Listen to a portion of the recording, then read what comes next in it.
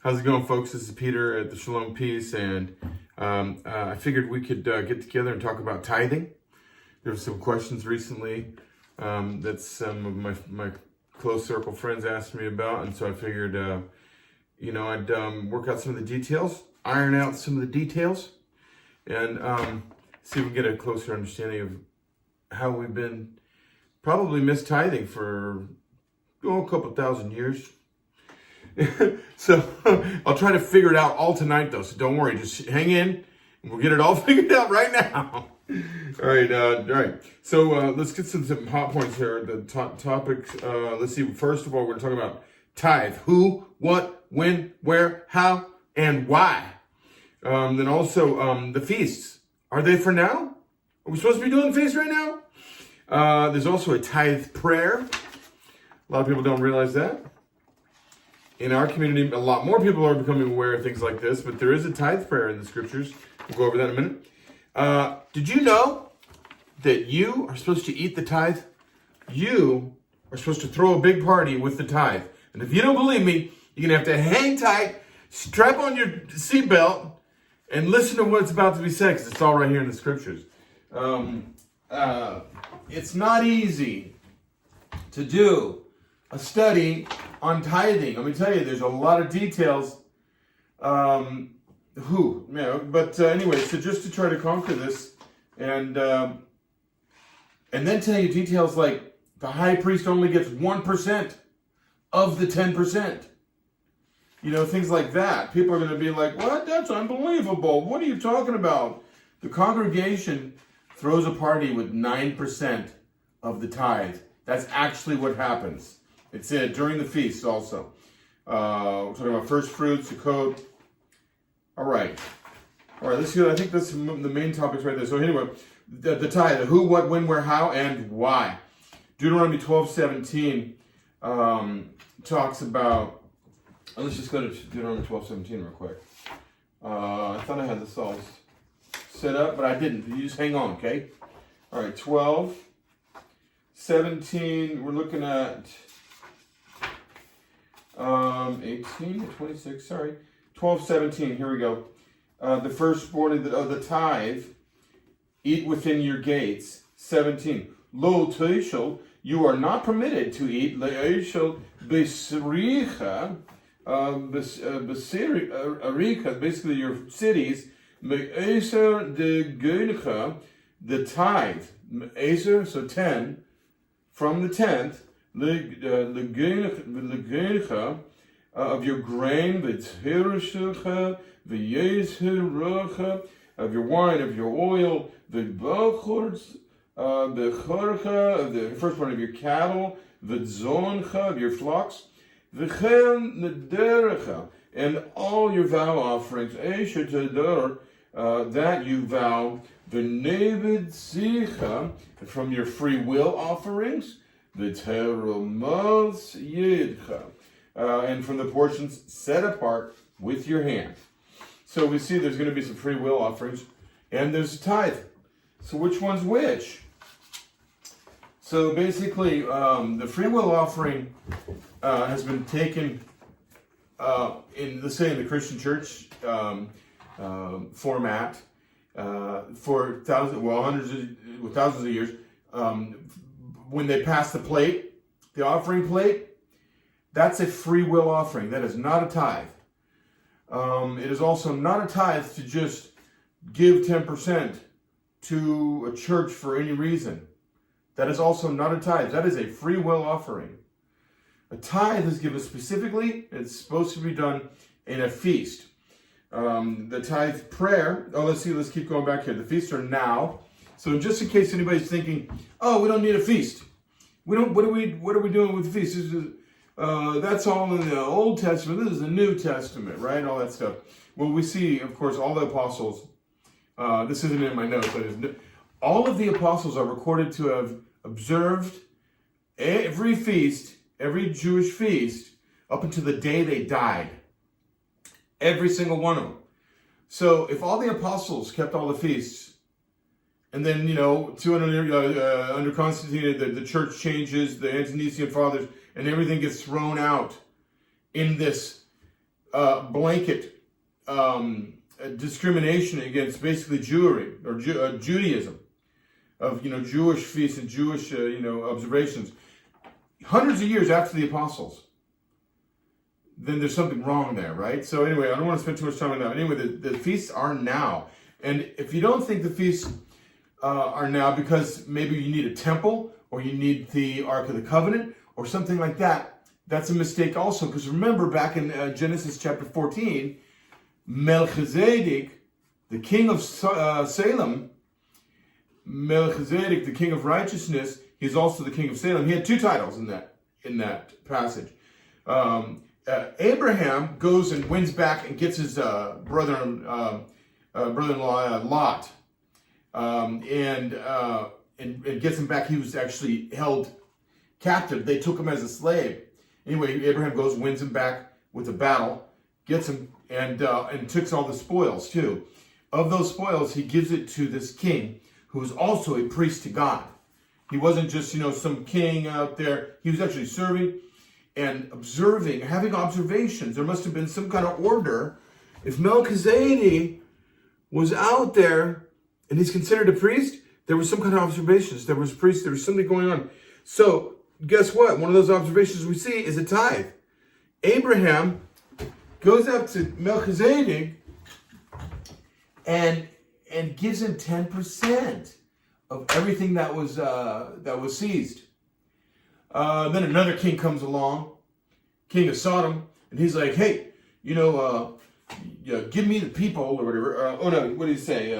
You keep the possessions. Yeah, give me the people. He wants to make slaves out of them, but you keep all the the livestock and all the cattle. He's thinking he has a fair way to split this all up, and Abraham's not. I'm going to make sure you have everything. I don't want to be you later on telling me that you made me rich. But anyway, that's another part of the story. But Melchizedek is the important part to this study. Sorry, I just want to keep going. I could just keep running with this scriptures, man. Love it. Tithe prayer, Deuteronomy 26. This is the Sidra prayer. This is taken right out of the scriptures. I'm just going to read some for you. What did I read? Well, it's only 3 verses. Here we go. The Sidra prayer is in Deuteronomy 20. Hang on a second. I'm going to get my new prayer shawl. Hold on. Hang on. Just a second.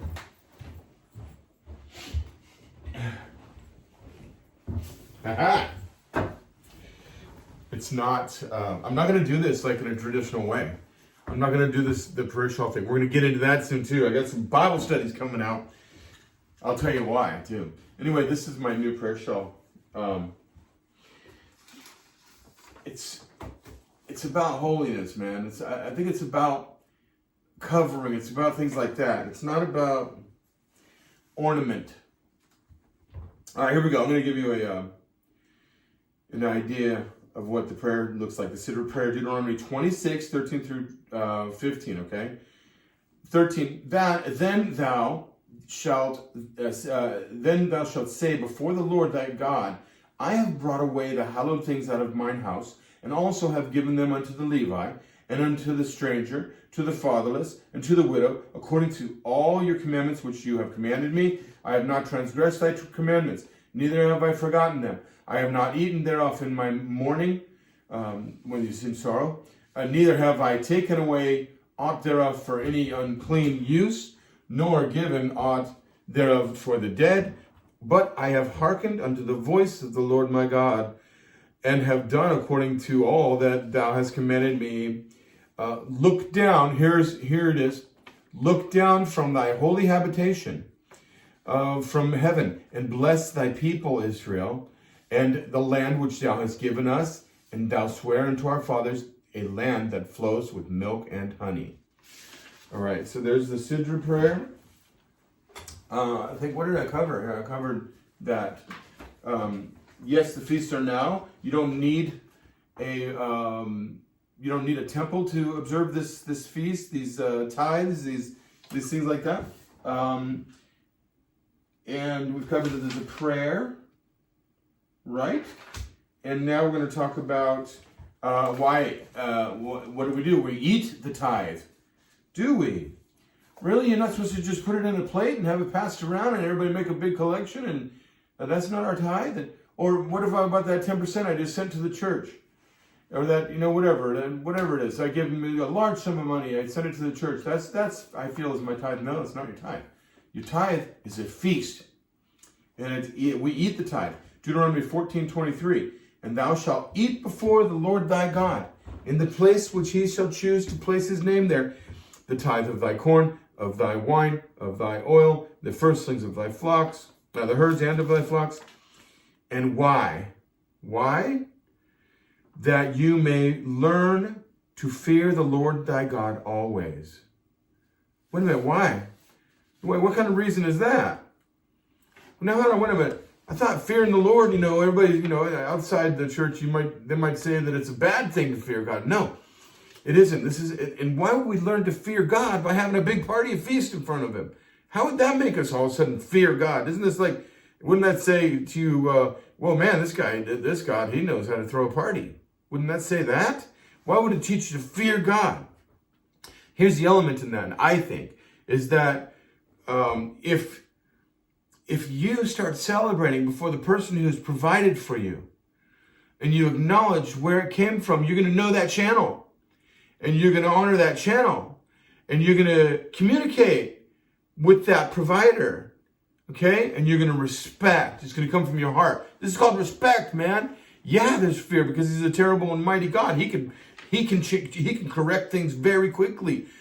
But the main point, I think, on this is that we're talking about respecting our Creator, Jehovah-Jireh, the provider, that the God that is good to us. We follow his ways. He meets all of our needs. This is it. This is the tithe. This is exciting, huh? Is this exciting? I think it's exciting. All right, so here we go. So anyway, so he tells us why we're going to eat the tithe. Why? So we can learn to fear God.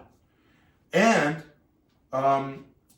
let's see, why is there a priest that you tithe to?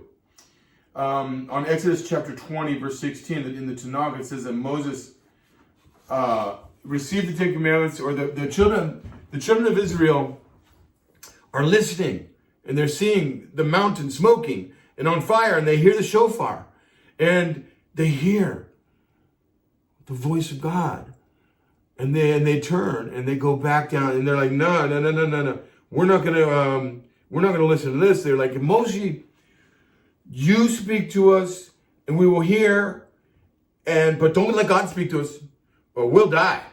And it's true. So God said to Moses later, they spoke well. They spoke well, saying, don't let God speak to us directly. And later on in the scriptures, you'll see things like, don't let the children of Israel come up to the altar, because if they have sin on them, then they're going to die. But this priesthood is separated to maintain cleanliness and holiness, and keep their lives ready to appear before God at any time to make intercession for you and me. And then we're going to get into the high priest here in just a second. That's Yeshua HaMashiach.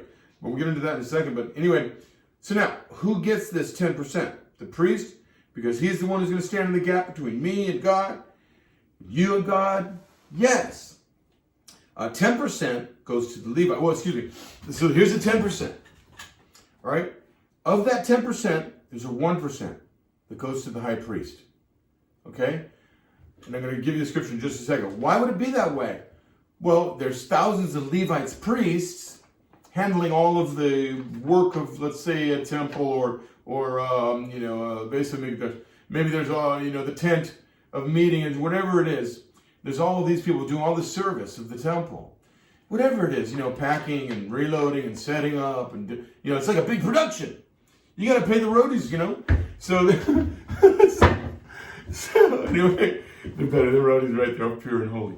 Anyway, so there's thousands of them, but how many high priests are there? One, and his immediate children. Aaron had his sons. But other than that, there's one priest. Well, he gets 1%. If you think about it, that's a pretty good chop.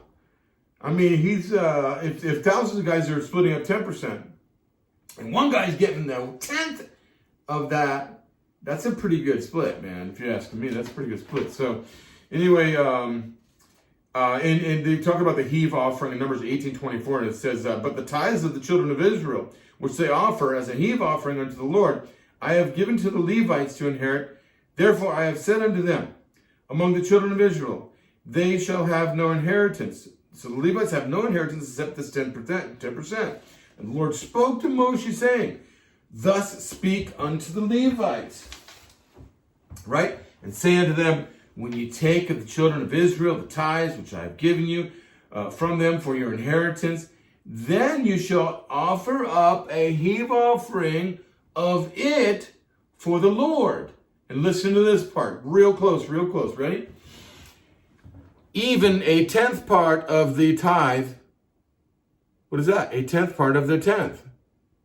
That is in, what is that again? Deuteronomy, what are we at, 18 right here? Excuse me, Numbers 18. And it says it in verse 26. And even a 10th part of the 10th. So and also, there's much more that the high priest gets. If you look at the covenant of salt. In fact, I have a video on it on the YouTube page, The Shalom Peace. Just look up The Shalom Peace, one word, and you'll find the YouTube channel. And then look up a covenant of salt. And that's all the stuff that the high priest gets. The 1% of this whole tithe thing.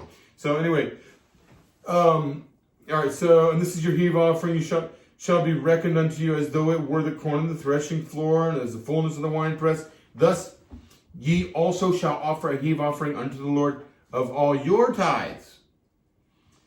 So basically, the priests are giving up their offering also to God. Okay? So, which you receive of the children of Israel. You see? So they're receiving tithes from the children of Israel, and they're also, and then the priests are offering up to the high priest. You shall give of the Lord's heave offering to Aaron the priest. 29. Out of all your gifts you shall offer every heave offering of the Lord, of all the best thereof. And of course that 1% is going to be the best of the best of the best. Because remember, the 10% is the best of everything. And then the 1% is going to be the best of everything. So this is like the most pristine the high priest is receiving. Hallelujah. Of all the best thereof, even the hallowed part of thereof out of it. All right, and you want to see the Covenant of Salt video if you want to get more information on what the high priest receives. Now, the congregation gets 9%. What's left of 10%? When you give 1% of that 10%, you're giving 1%. 9%. Thou shalt truly tithe all the increase of thy seed that the field bringeth forth year by year. And you shall eat before the Lord thy God in the place which he shall choose to place his name there. You and the Levi. So if you got a Levi who's serving your region, your city, that Levi is going to be involved in this feast. That's the 10th. Well, that's really, it's 9%, because the 1% goes to the high priest. Okay, here we go. Place his name there, the tithe of thy corn, of thy wine, of thy oil, the firstlings of thy herds and thy flocks, and thou mayest learn that you may learn to fear the Lord your God always. So basically, this is the instructions that there's obviously 9% left after that one. That's what we eat with the widow and the orphan and the Levi that's within your gates, and the convert, that's with you. Someone who's not a convert does not eat these tithes or these feasts or the Passover or those others. Okay. How often does this happen? This is a yearly thing you do. Deuteronomy 40. I'm just going to give you the passages real quick because we're getting on here in time. Yearly. Deuteronomy 14:22 says yearly. The first fruits, Deuteronomy 26:10 through 12. So read that again. Yearly, Deuteronomy 14:22. First fruits, Deuteronomy 26:10 through 12. Nehemiah 10:32. When they put together, Ezra rebuilds the temple. That's the second temple. I'm not talking about Herod's temple. Herod's temple is the third temple. Ezra builds a temple that is righteous. Herod's temple was built by Rome. I don't even consider it a temple. Third, well, Shalom. But third year, we also do like the third year, when they enter the land, that the third year they're supposed to, whenever they take over a region or something's happening there on the third year, they also save up that land because they've just planted. So it takes 3 years. Store it up for the Sabbath year. So the third year was Deuteronomy 14, 28 to 29, and Deuteronomy 26, 12. Store up for the Sabbath year, Leviticus 25:20. Okay? Leviticus 25:20 to store up for the Sabbath year. Now, this is a really good part too. If the way be too far for you, okay? If the place where God has placed His name for us to go and serve and do these things, we have there's an exclusion that we can celebrate within our gates in our city if the place is too far. So we can't bring all of our cattle or all of our things, overseas, for instance, in this case. So we could bind this up and convert it into money and bring it.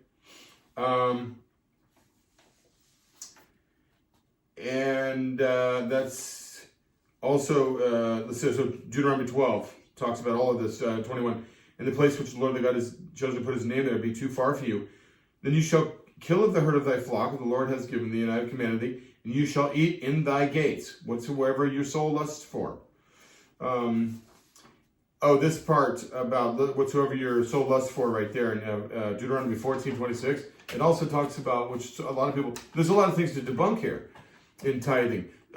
There's another thing in this passage. Whatever your soul lusts for includes hard drink. It's wine and hard drink, and it says it specifically there. So, and then we know, I won't even get into that part, but because that's another study on its own. But there's so many things that the church has really repressed in teaching. Because of greed, they've wanted to capitalize on the. What's going on with my computer? Because of greed, they've wanted to capitalize on the tithe, taking it, saying it's a tithe. It's not even a tithe.